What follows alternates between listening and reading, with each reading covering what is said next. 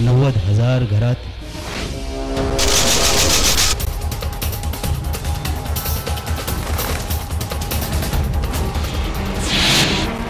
दररोज प्रत्येक क्षणाला एक विचार, एक अभियान.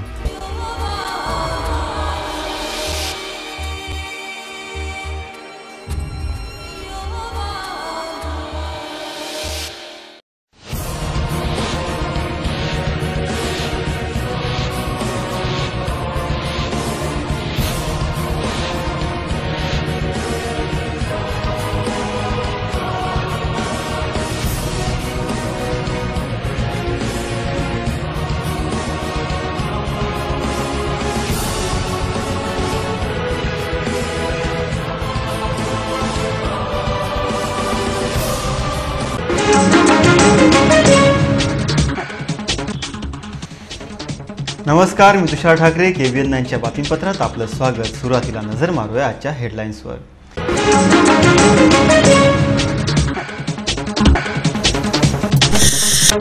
शिंदखेडा तालुक्यात मुसळधार पाऊस, जनजीवन विस्कळीत, घरं, दुकानं, शेती जमिनीसह साहित्याचं लाखोचं नुकसान.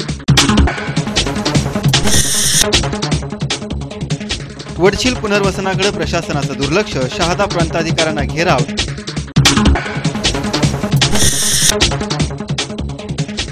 नंदुरबार जिल्हा परिषदेच्या कृषी विभागाचं खरीपाबाबतचं नियोजन.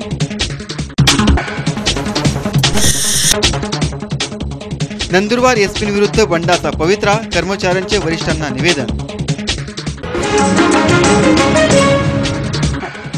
बातमी.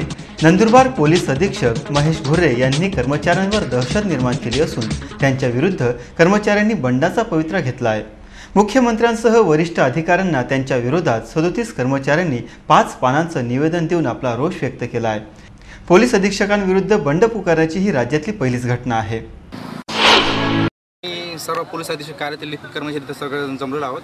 आता जे तत्कालीन सध्याचे जे पोलीस अधीक्षक आहेत श्री महेश घुर्रे यांच्या मनमानी कारभाराबाबत याबाबत आम्ही सर्वांनी थोडी तक्रार आहे. त्या संदर्भात आम्ही लेखी निवेदन वगैरे सगळ्यांना दिले आहे. त्यामध्ये सदरचे लेखी निवेदन आम्ही जिल्हाधिकारी, माननीय मुख्यमंत्री, अपर मुख्य सचिव, नंतर आमचे विजय सेव गावित वगैरे जे आहेत आणि आमची संघटना आहेत त्या सर्व दिलेले आहेत. तर पोलीस महासंचालक कार्यालयामध्ये आम्ही सर्व तक्रारी वगैरे आम्ही सर्व पाठवलेले आहेत. आत्ता जे पोलीस अधीक्षक जे आहेत ते अक्षरशः आम्हाला असलेली शिवीगाळ, कार्यालयात कर्मचारी फाईल अंगावर फेकून देणे, पोलीस आमच्याकडे लिपिक कर्मचाऱ्यांशी नीट व्यवस्थित न बोलणे, काही फायदे जर आम्ही त्यांच्यासमोर ठेवल्या तर आवडच्या भाषेमध्ये शिवीगाळ करतात. तुम्हाला माहीत नाही का, नियम माहीत नाही का, नियम जर सांगायला गेले तर नियम त्या गदरच्या गांडीत घाला, अक्षरशः या भाषेमध्ये आम्हाला ते उत्तर देत असतात. आमचं म्हणणं काय असतं ते आम्ही नीट ऐकून घेत नाही. फायली त्यांना सांगितलं सर आम्हाला असेच तुमच्यासमोर आम्ही नियम ठेवले आहेत, नियम आम्हाला सांगू नका, ते मॅडमला सांगा, आणि नियम सांगून दिले त्याच्यावर आउटपुटसुद्धा ते आम्हाला काही देत नाहीत. अक्षरशः आमच्यामध्ये जेवढे लिपिक कर्मचारी आहेत आमच्या कार्यालयामध्ये आजच्या मितीला 24 पुरुष आणि 9 महिला कर्मचारी आहेत. आमचे पुरुष कर्मचारी इतक्या तणावाखाली कामकाज करतात त्याच्यामध्ये अक्षरशः 6 ते 7 कर्मचारी आमचे आजच्या मितीला वैद्यकीय रजेवर गेलेले आहेत. आमच्या ज्या 9 कार्यालयीन कर्मचारी महिला ज्या कर्मचारी आहेत त्यांच्याशी अक्षरशः असलेल्या भाषेमध्ये म्हणजे एक स्त्रीला लज्जा उत्पन्न होईल अशा भाषेमध्ये ते शब्द वापरतात आणि तुम्ही पैदा करा या भाषेमध्ये अक्षरशः ते आमच्याशी बोलत असतात. आम्ही अक्षरशः आमची इतकी मानसिकता अशी डाऊन झालेली आहे की जर भविष्यात जर त्यांनी अजूनपर्यंत जर काही सुधारणा वगैरे केली नाही तर एखाद्या कर्मचाऱ्याने जर आत्महत्या वगैरे केला या संपूर्ण ते स्वतःचा व्यक्तिशः जबाबदार राहतील असे आमचे म्हणणे आहे. मॅडम घुर्रे साहेब आम्हाला बोलवलं, बेल वाजवली म्हणजे अक्षरशः पळत जावं लागतं. त्यांची तिथं गेल्यानंतर इतकं ओरडून बोलतात ते की मी तर असे एकदम घाबरून जाते. आम्ही मेहनत करायला तयार आहोत पण आम्हाला चांगली सन्मानाची वागणूक द्या. मूर्ख, useless, nonsense, out, get out असं नेहमी बोलत असतात. आमचं अक्षरशः डोळ्यात पाणी येतं. तिथं 2 लोक उभे असतात. मग कधी सांगतात की आमचा एक पोलीस कर्मचारी चांगला आहे तुमच्यापेक्षा, तुम्ही काही झक मारतात का, मूर्ख, नॉनसेन्स असं काहीतरी बोलत असतात. तुम्हाला तर अक्कलचा पत्ता नाही आहे. तुमचे हेड क्लर्क काय करतात, OS काय करतात, रजेचा अर्ज जर कुठे केला तर सांगतात तुम्ही काय तेच धंदे लावले का, म्हणजे असं नाना तऱ्हेचं काहीतरी बोलत असतं. अक्षरशः डोळ्यात पाणी येतं. एवढी अशी वागणूक मला पण 13 वर्ष झाले या खात्यामध्ये किंवा आमचे सिनियर लोक सगळ्यांना त्रास होऊन इतके ओरडून बोलतात तर अक्षरशः छातीमध्ये कळा निघायला लागल्या, माझ्या तरी निघायला लागलेल्या आहे. रडून रोजच्या डोळ्यामध्ये पाणी असतं. आम्ही राबायला तयार आहोत, आमच्याकडनं वाटेल तेवढे कामं करून घ्या. फक्त आमचं एवढं म्हणणं आहे की आम्हाला एक सन्मानाची वागणूक द्या. आम्ही एक गव्हर्नमेंट सर्वंट आहोत सगळेचे सगळे. आम्हाला वागणूक तुम्ही चांगली द्या. प्रेमापोटी आम्ही 8 तास कामं करतो, त्या ठिकाणी 10 करू आणि 10 जर करतो तर आम्ही 12 तास करू. आमच्या SP ला आम्ही खाली बघू देणार. आणि आमचं असं म्हणणं आहे की सगळे अधिकारी आणि कर्मचारी पोलीस डिपार्टमेंटसाठी आम्ही सगळे चांगल्या परीने काम करतो आणि करण्याची आमच्यामध्ये क्षमता आहे. आम्ही कामं जर केले तर सगळे अधिकारी आणि कर्मचारी, आमचा जिल्हा चांगला चालेल. आपल्या जिल्ह्यामध्ये कायदा व सुव्यवस्थेचा प्रश्न उद्भवणार नाही, शांती हवी. पण हे SP आहेत की उलट हे मनस्थिती खराब करतात. आमच्या सगळ्यांच्या छातीमध्ये कळा निघतात. प्रत्येक जण एकामेकाला आम्ही हे करत राहतो. जेवण सोडून दिलं आम्ही, चपात्या आमच्या अक्षरशः कमी झालेल्या आहे, जेवणाचं प्रमाण कमी झालं. जर रात्री झोप लागत नाही, टेन्शनमध्ये असतो. इतके वाईट वाईट विचार येतात की कसं होईल. एक तर नोकरीची भीती असते की नोकरी तर जाणार नाही ना असं म्हणून. आमचं हे म्हणणं आहे की फक्त आम्हाला अधिकारी हे चांगले पाहिजे. आमचे बॉस आहे एक पालकप्रमाणे आहेत, आमचे होम आहेत ते एक मेन बॉस आहे, त्यांनी आमच्याशी चांगली वागणूक करावी. आमची हीच इच्छा आहे. बस आम्हाला एक चांगले सौजन्याची वागणूक आहे. त्यांचा ह्याच कंटाळून तुम्ही सामूहिक रजेवर, आम्ही सगळ्यांनी ठरवलं आहे की आम्ही सगळेचे सगळे रजेवर जाऊ. कारण अति जाच होऊन गेलेला आहे. प्रत्येक जण आजारी पडतो आहे. याला जर आळा बसला आणि वरिष्ठांनी याच्यावर जर काही हे केलं नाही तर आम्ही निश्चितच सगळेजण जाऊ. आमची पूर्ण ठरवून गेलेली आहे. आणि आमचा एक कर्मचारी कार्यालयीन शिपाई तो तर आता ॲडमिट आहे, ICU मध्ये आहे तो. तर आम्हाला फक्त शांती, सुख आणि शांती हवी. आम्ही कामं करायला तयार आहोत. आम्ही काही जाणीवपर आजपर्यंत असा पाऊल उचललेला नाही आहे. आम्ही फर्स्ट टाईम करतोय कारण अति होऊन गेलं. त्यांनी 1 महिना म्हणजे आम्हाला अक्षरशः 10 वर्षासारखं वाटत आहे. आता यापूर्वी जे पण SP होऊन गेले पण एकदम सौजन्याने आणि चांगले चालत होतं. हे SP आल्यापासून तर आम्हाला एकदम कंटाळणे. कितीतरी अधिकारी सुद्धा देखील रुग्ण निवेदन केलं आहे आणि कर्मचारी सुद्धा कंटाळलेले. सगळे येतात परीने आमच्याजवळ सांगतात की मॅडम असं मॅडम तसं. आम्ही काहीच करू शकत नाही. आम्हाला जेवढे पावर्स आहेत आम्ही तेवढंच काम करतो. वळूया पुढच्या बातमीकडे. शिंदखेडा तालुक्यात सलग 2 दिवस झालेल्या पावसामुळे जनजीवन विस्कळीत झालंय. मुसळधार पावसामुळे घर, दुकानं, शेती जमिनीसह साहित्याचं लाखो रुपयाचं नुकसान झालंय. पावसात झालेल्या नुकसानीचा आढावा घेतलाय आमचा प्रतिनिधी अमोल बैसाने यानं.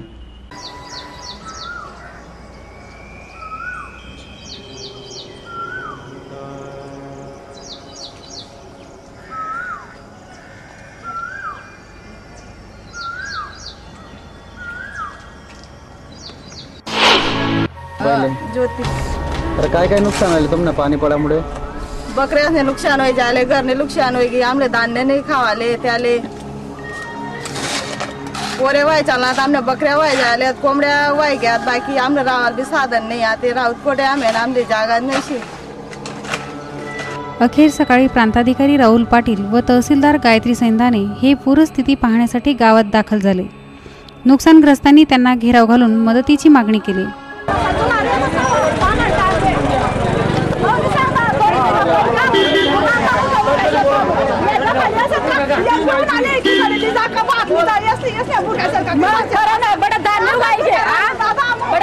माणूस घर नाही, कोणा पोऱ्या घर नाही.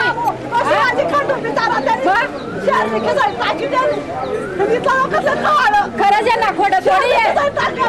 पुढारी काय काम नाही शेताची. लवणला गाडी करेल,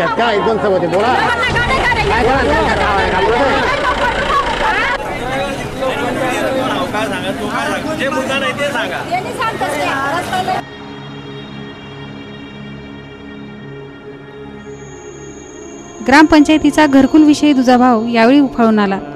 काहींना याबाबत संताप आवरणं कठीण होऊन बसलं. गोड बोलतास खुर्च्या माय पुरता मी ते रोग बोलसू कितली का दुनिया येईना आपण बोलावं चुक राहावं नाही.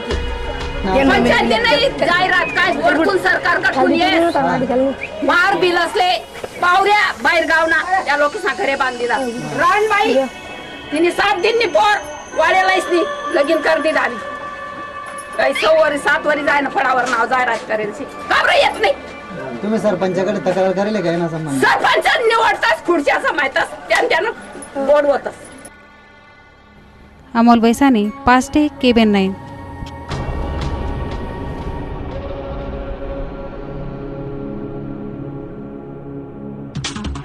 आता घेतोय कमर्शियल ब्रेक. ब्रेकनंतर बरंचसं काही आपण पाहत राहा खानदेशचं तन मन KBN 9 एक विचार एक अभियान. जिथं विचार संपतात तिथं सुरू होतं आमचं अभियान.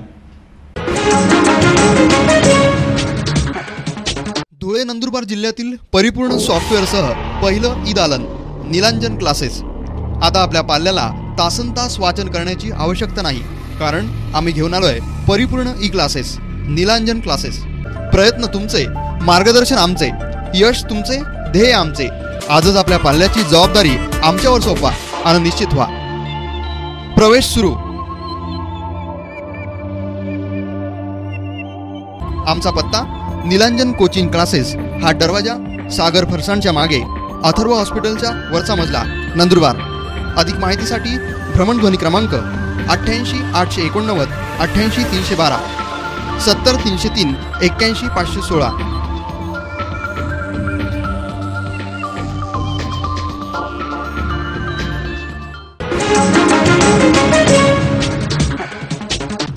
ब्रेकनंतर परत आपलं स्वागत. बातमी. शहादा तालुक्यातील वडशील पुनर्वसन वसाहतीतील शासनानं योग्य सुविधा पुरवल्या नसल्यानं संतप्त ग्रामस्थांनी विविध मागण्यांसाठी शहादा उपविभागीय कार्यालयाला 3 तास घेराव घालून आंदोलन केलं. अखेर प्रांताधिकारी नितीन गावंडे यांच्या लेखी आश्वासनानंतर आंदोलन मागे घेण्यात आलं. सरदार सरोवर निर्मितीनं विस्थापित झालेल्या नर्मदा काठावरील डोमखडी, निमगव्हाण व सुरुंग या दुर्गम गावातील सुमारे 222 कुटुंबियांचं वडशील गावाजवळ शोभानगरात पुनर्वसन करण्यात आले. मात्र अद्याप प्रशासनानं त्यांना पुरेशा प्रमाणात सुविधा दिलेल्या नाहीये. परिणामी पुनर्वसित ग्रामस्थांना प्रशासनाशी सातत्यानं लढा द्यावा लागतोय. शेतीचं सीमांकन झालेच पाहिजे. कोण म्हणतं देणार नाही? अरे कोण म्हणतं देणार नाही? कोण म्हणतं देणार नाही? मग दगड कोणी पुरवायची? याला 1 वर्ष झालं. 1 वर्ष आम्ही निविदा काढतो दगड पुरवायला. आता निविदा निघाली, वर्षाच्या वर कालावधी गेला, पावसाळा सुरू झाला, अजून त्यांच्याकडून दगड खरेदी झाला नाही. सीमांकन साठी 16.5 लाख रुपये भरले, परंतु ते 16.5 लाख रुपये भरून 1 वर्ष झालं, अजून सुद्धा सीमांकन झालेलं नाही. आम्ही म्हणतो तुम्ही जेवढी जमीन दिली तेवढी मोजून घ्या, बाकीची जमीन परत घ्या, पण ते सुद्धा करायला प्रशासन तयार नाही. मग करता काय? तुम्ही हेही करत नाही, तुम्ही तेही करत नाही, एकच करतात. तुम्ही सरकारला बदनाम करतायत. जे मंजूर आहे ते द्या. असं कसं देणार नाहीत? ग्रामपंचायतचा साधा आणि साधी मागणी हो, त्या अवॉर्ड मध्ये लिहिलाय या सगळ्या पुनर्वसन वस्त्यांना ग्रामपंचायतीचा दर्जा द्या. तुम्ही किती वेळ वाट बघणार आहात? खरं तर आता पावसाचे दिवस आहेत, प्रत्येकाला शेतात जाणं गरजेचं आहे. प्रत्येक जण शेतात जातोय, कोणाची ज्वारी पेरणं चालू आहे, कोणाचं काय चालू आहे, पण ह्या मागण्या सुद्धा आमच्या जीवना मरणाशी संबंधित असल्यामुळे आम्ही आज शेतावर बहिष्कार टाकला आणि यांच्यावर आलोय आता बहिष्कार टाकायला. आणि म्हणून आज इथे आलोय त्या आपल्या मागण्यांचा सोक्ष करून जाणार आहोत. मी अगदी फ्रँकली बोलतो साहेब, 55 लोकांचे तुम्हाला पाहिजेत ना, मग आम्हाला कधी बोललात का तुम्ही?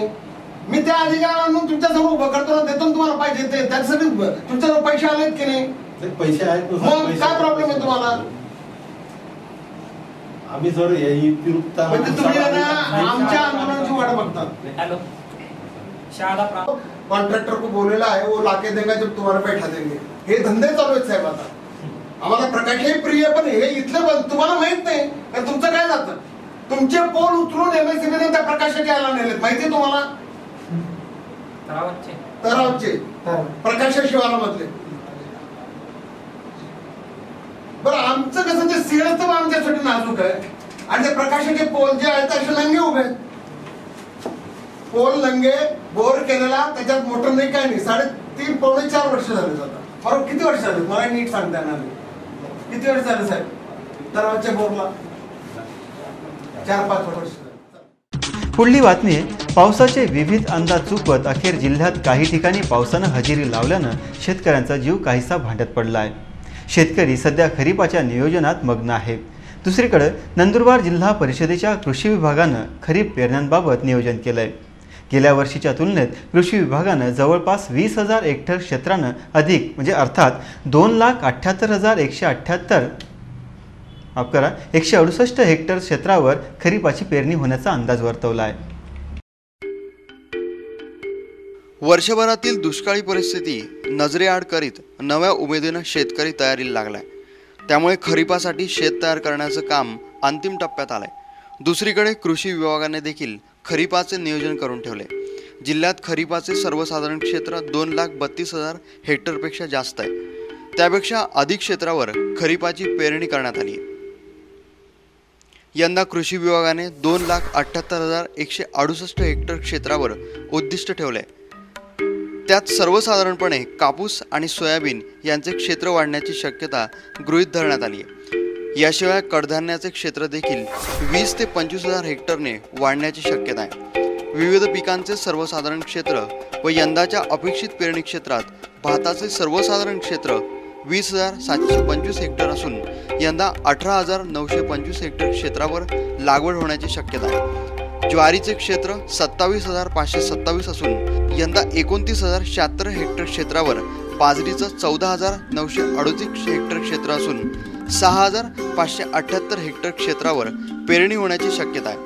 मक्याचे 27,258 हेक्टर क्षेत्र असून यंदा 33,011 हेक्टर क्षेत्रावर, इतर तृणधान्याचे 8,433 हेक्टर क्षेत्र असून यंदा 19,000 हेक्टर क्षेत्रावर पेरणी होण्याची शक्यता आहे। तुरीचे क्षेत्र 22,311 हेक्टर असून यंदा 15,461 क्षेत्रावर, मूग पिकाचे 14,819 हेक्टर क्षेत्र असून यंदा 13,801 हेक्टरवर, उडीदचे 16,924 हेक्टर क्षेत्र असून यंदा 17,140 हेक्टर क्षेत्रावर, तर इतर खरीप कडधान्याचे 4,400 हेक्टर क्षेत्र असून यंदा 7,000 हेक्टर क्षेत्रावर पेरणी होण्याची शक्यता आहे।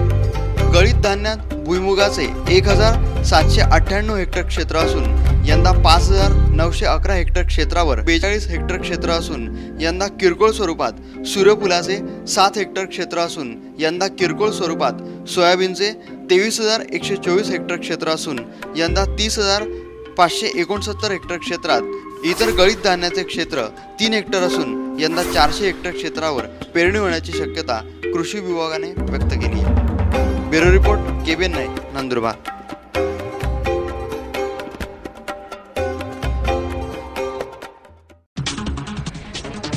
वळूया पुढच्या बातमीकडे। अतिक्रमण धारकांचं पुनर्वसन करण्याच्या ठरावासह एकूण 37 विषयांना मंजुरी देत शहादा पालिकेची सर्वसाधारण सभा पार पडली। शहादा शहरातील बसस्थानक व जुना मोहिदार रोडवरील अतिक्रमण धारकांचं पुनर्वसन करण्याचं असल्यास पालिका प्रशासनानं सर्व कायदेशीर बाबींची पूर्तता करून जिल्हाधिकारी यांच्या परवानगीनेच पुनर्वसन करावं, हा महत्त्वाचा मुद्दा यावेळी स्पष्ट करण्यात आला। शहादा पालिकेची सर्वसाधारण सभा मंगळवारी सकाळी नगराध्यक्षा कांताबाई पाटील यांच्या अध्यक्षतेखाली झाली।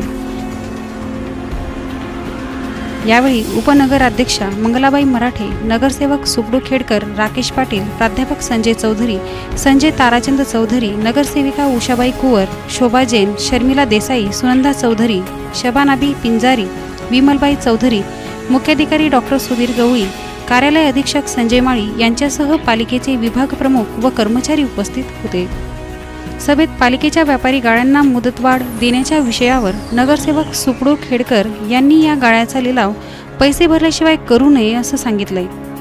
तसेच नवीन भाजीपाला मार्केटमध्ये टाकाऊ वस्तू कचराकुंडीत टाकण्याच्या विषयावर नगरसेवक राकेश पाटील, सुकडू खेडकर, दादा जगदेव यांनी पालिकेच्या संबंधित विभागास कचराकुंडी बनविण्याबाबत तुमचे काय नियोजन आहे अशी विचारणा करून नियमानुसार ही कचराकुंडी बनवावी, अन्यथा प्रत्येक भाजीपाला विक्रेत्यास कचराकुंडी ठेवण्याची सक्ती करावी असं सांगितलंय।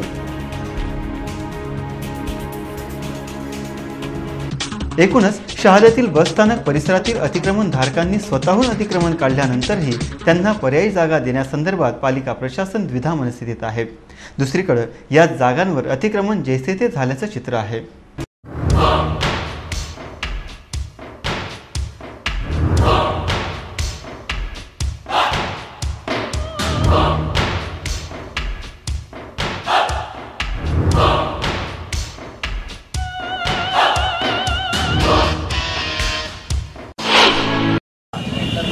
शहादा बस स्टँडच्या परिसरामध्ये जे अतिक्रमणधारक होते त्यांना नगरपालिकेने नोटिसा दिल्या की स्वखर्चाने तुम्ही अतिक्रमण काढून घ्या. तर या अतिक्रमणधारकांनी कायद्याचा, लोकशाहीचा योग्य तो सन्मान ठेवला. कलेक्टर साहेबांचा आदेशाचा सन्मान ठेवला, नगरपालिकेचा सन्मान ठेवला. स्वखर्चाने त्यांनी अतिक्रमण काढून घेतलं आणि पर्यायी व्यवस्था झाली पाहिजे म्हणून अतिक्रमणधारक 6 जूनपासून साखळी उपोषणाला बसले होते. त्यांचा 14 दिवस 5वा दिवस चालू असताना सन्माननीय नगराध्यक्ष, मुख्याधिकारी, नगरपालिकेचे नगरसेवक या लोकांनी मध्यस्थी केली आणि सांगितलं की 16 तारखेला जी जनरल बोर्डाची मीटिंग आहे त्या दिवशी तुमची पर्यायी व्यवस्था करण्यात येईल.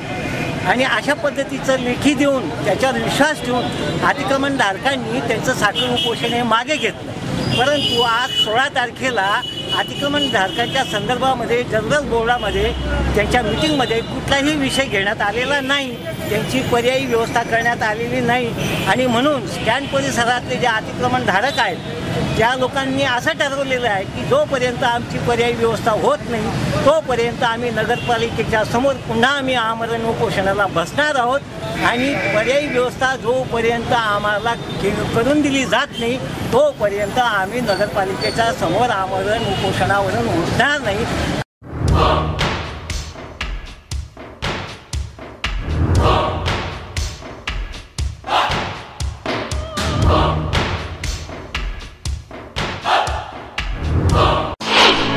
मैं फरीद खान पठान, मेरे शाहदा बस स्टैंड के पास राइजिंग वॉच कंपनी की छोटी सी दुकान थी.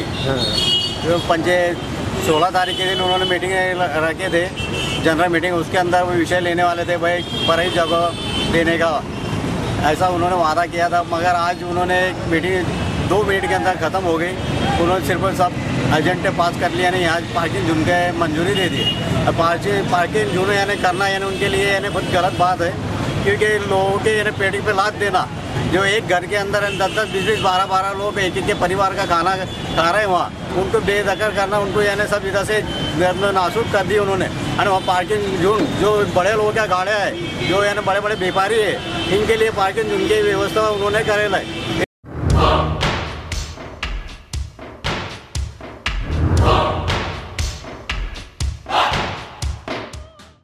आता इथंच थांबतोय. तत्पूर्वी पुन्हा नजर मारूया हेडलाईन्सवर.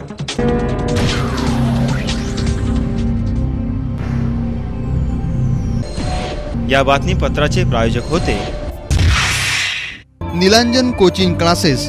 हा दरवाजा सागर फरसाणच्या मागे, अथर्व हॉस्पिटलच्या वरचा मजला, नंदुरबार.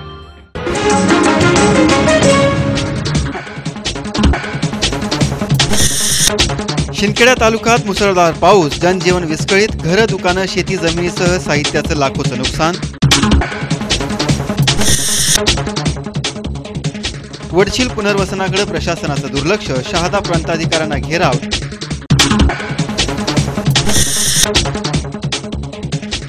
नंदुरबार जिल्हा परिषदेच्या कृषी विभागाचं खरीपाबाबतचं नियोजन.